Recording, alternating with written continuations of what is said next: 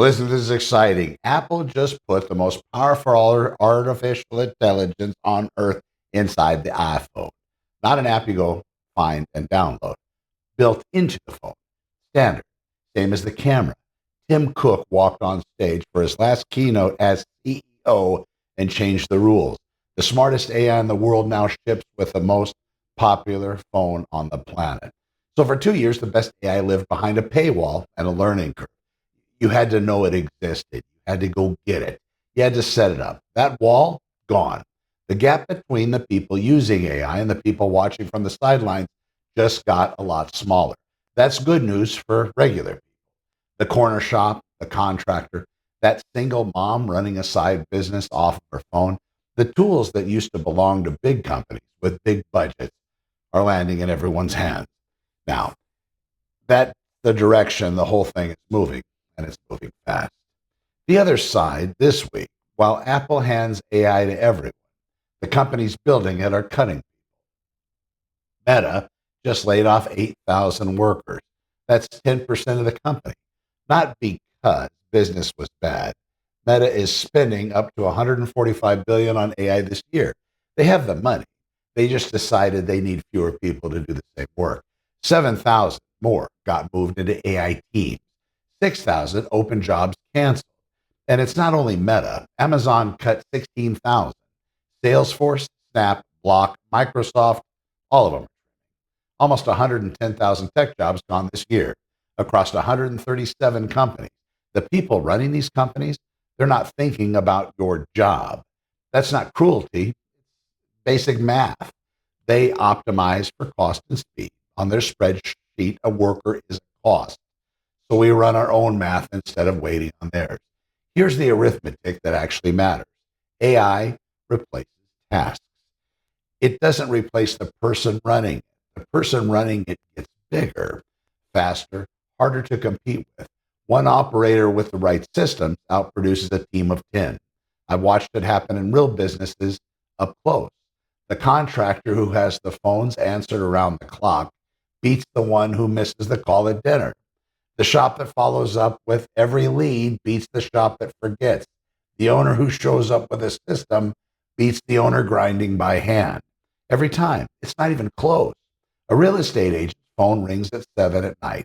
The agent is at dinner. The lead is gone. The business with the right setup answers that call every single time. They never get tired. They never get short. Never ask for a day off. That used to be science fiction. Now it's a Tuesday, and the cost of having it keeps dropping.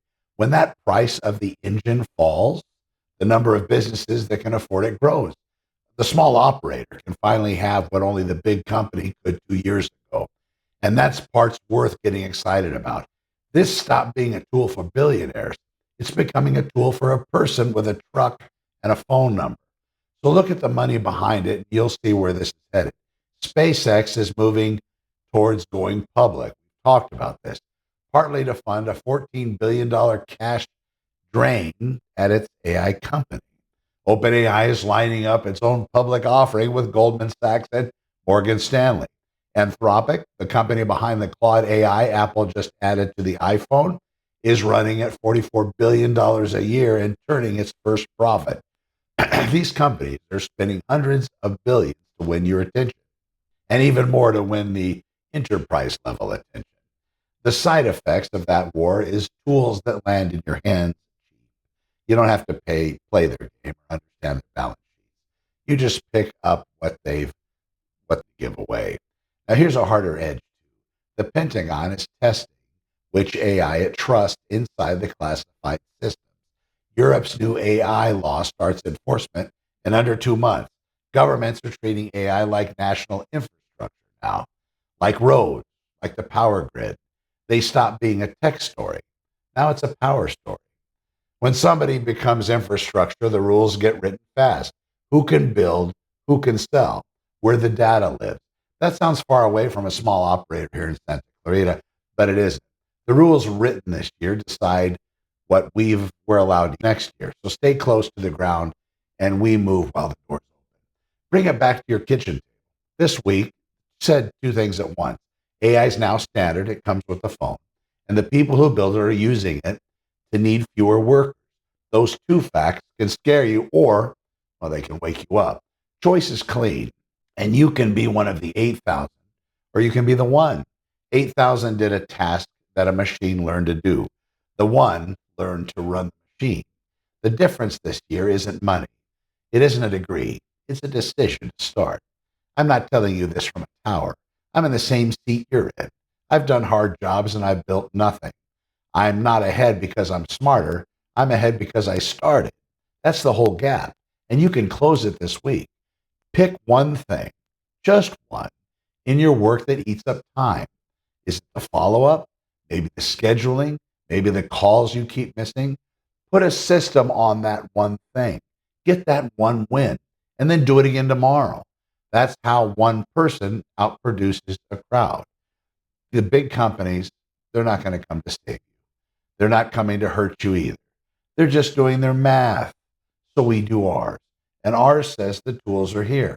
They're cheap and the door is open right now.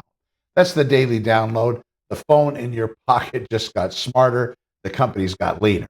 And the only question that counts is which side of that line do you choose to stand on?